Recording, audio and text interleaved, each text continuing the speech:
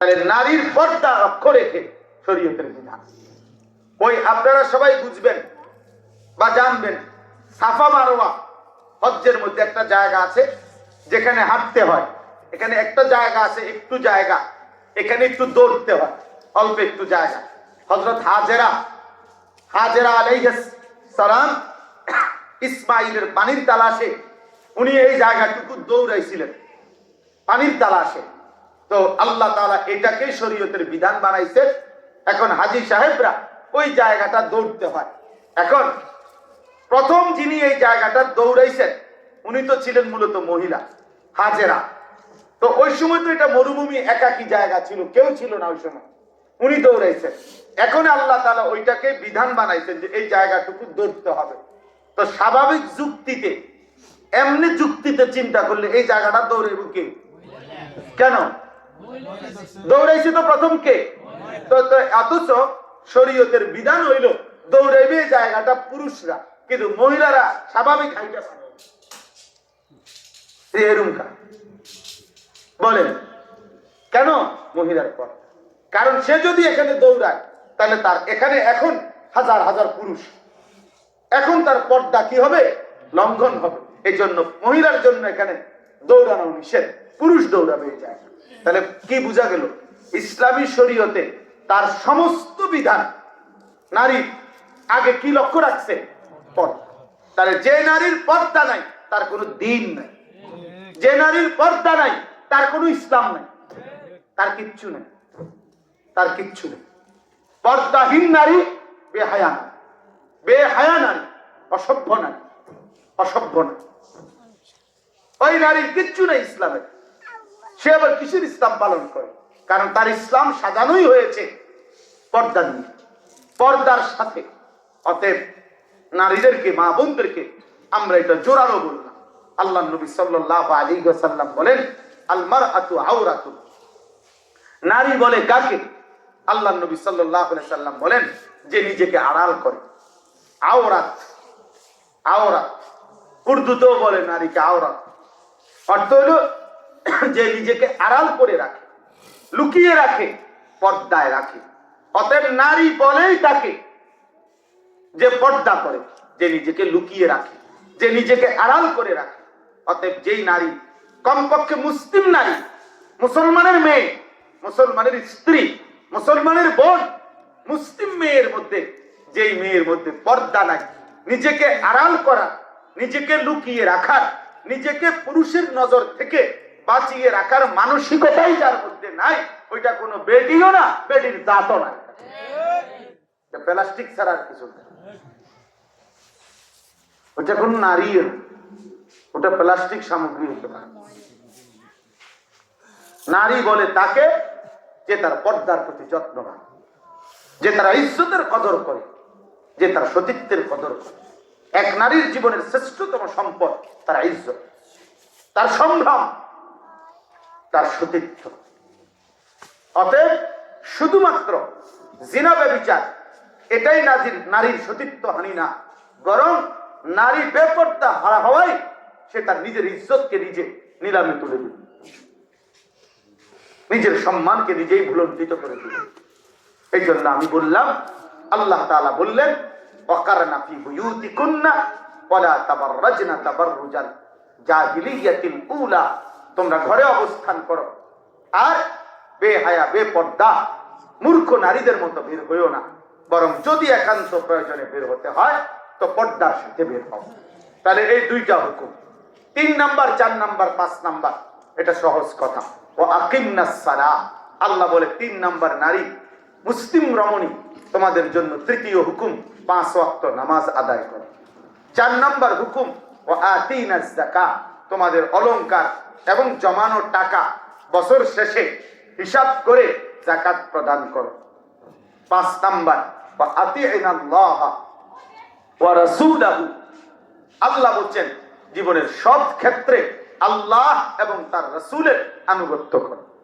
খালাস। তাহলে 1 নাম্বার ঘরে অবস্থান করো, 2 নাম্বার বেপর্দা বের হইও না, যদি একান্ত প্রয়োজনে বের হতে হয় শরীয়ত সম্মত পর্দা করে বের হও। 3 নাম্বার 5 ওয়াক্ত নামাজ পড়ো। 4 নাম্বার, বছর শেষে নিজের গহনা এবং জমানো টাকা হিসাব করে যাকাত দাও। 5 নাম্বার, সর্বক্ষেত্রে আল্লাহ এবং তার রাসূলের আনুগত্য করো। কারা? এই হলো নারীর প্রতি কার হুকুম? বলেন না, কার হুকুম? এইবার আমগরে আল্লাহ বলছে, এই কথা শেষ।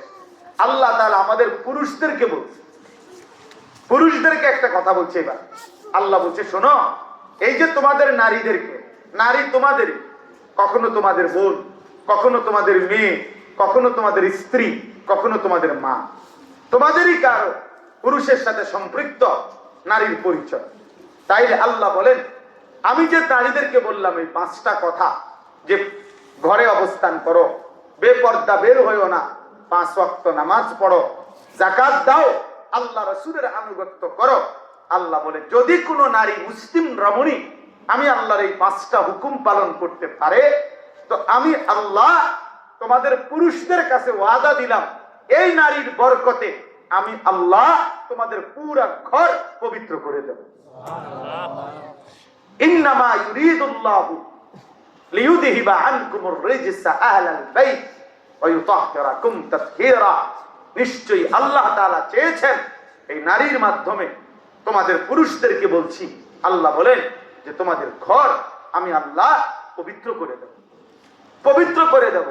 ওই ঘর পবিত্র ঘর হবে, ওই ঘর পবিত্র ঘর হবে যে ঘরের নারী, যে ঘরের স্ত্রী, যে ঘরের মা পর্দানশীল, যে ঘরের মা ঘরে থাকাকে পছন্দ করে, বাইরে যাওয়াকে পছন্দ করে না, যে 5 ওয়াক্ত নামাজ ঠিকমতো পড়ে, নিজের সম্পদ গহনা অলংকারের যাকাত দিয়ে দেয় এবং আল্লাহ রাসূলের আনুগত্য করে।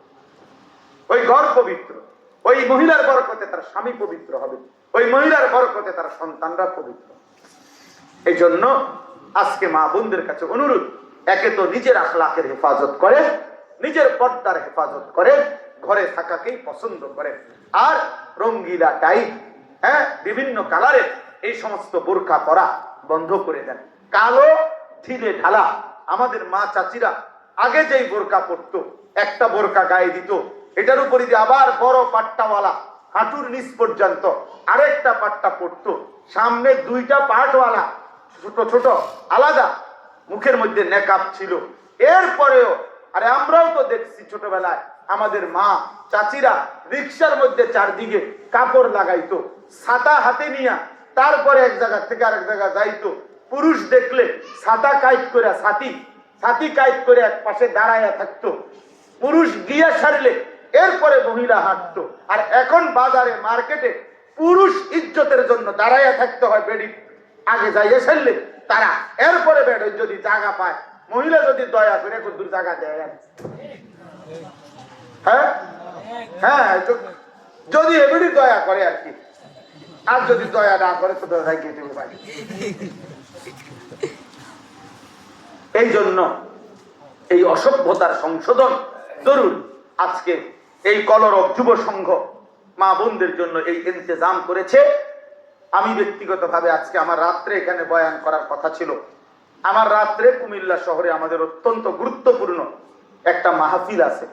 আমাদের বাংলাদেশের শ্রেষ্ঠ বুজুর্গ আলেম, খতিব আজম, মুনাজেরে জামান আল্লামা নুরুল ইসলাম অলিপুরি দামাত বারাকাতুহুম, তিনি আমাদের কুমিল্লা শহরে একটি বিশেষ মাহফিলে আজকে বয়ান করবেন। আমরা সেখানে সবাই থাকতে হবে বাধ্যতামূলক। এই কারণে আমি রাত্রে আসতে পারবো না দেখা ওনারা অনুরোধ ছিল যে হুজুর তাইলে সকালে হইলেও আসেন। তো এই জন্য আমি সকালে না ঘুমায় আসছি। এখন আবার গিয়ে আমার কুমিল্লা শহরে জুমার নামাজ পড়াইতে হবে। এই জন্য আমি সবার জন্য দোয়া করি এবং মা বোন যারা আসছেন আপনাদের জন্য দোয়া করি। আপনারা 5 ওয়াক্ত নামাজ পড়েন, ঘরে থাকাকে পছন্দ করেন, নিজের ইজ্জতের হেফাজত নিজেই করেন। রাস্তার পরপুরুষ দেখলে ইজ্জত হয় না, বরং সম্মান হানি হয়। লোকে বাজে মন্তব্যই করে, উত্তম চিন্তা করে না। আল্লাহ তাআলা আমাদের প্রতিটা মা বোন যারা এই কষ্ট করে এসেছেন, আল্লাহ তাআলা আপনাদেরকে পর্দানশীল নারী হিসাবে আবেদা সালেহা মা ফাতেমা রাবিয়া বসরিয়ার মতো নেককার নারী হিসাবে কবুল করেন। সকলেই দোয়া করেন। আলহামদুলিল্লাহ রাব্বিল আলামিন। মাওলায়ে কারীম আপনি মাফ করে দেন, মেহেরবান মাওলা আপনি মাফ করে দেন।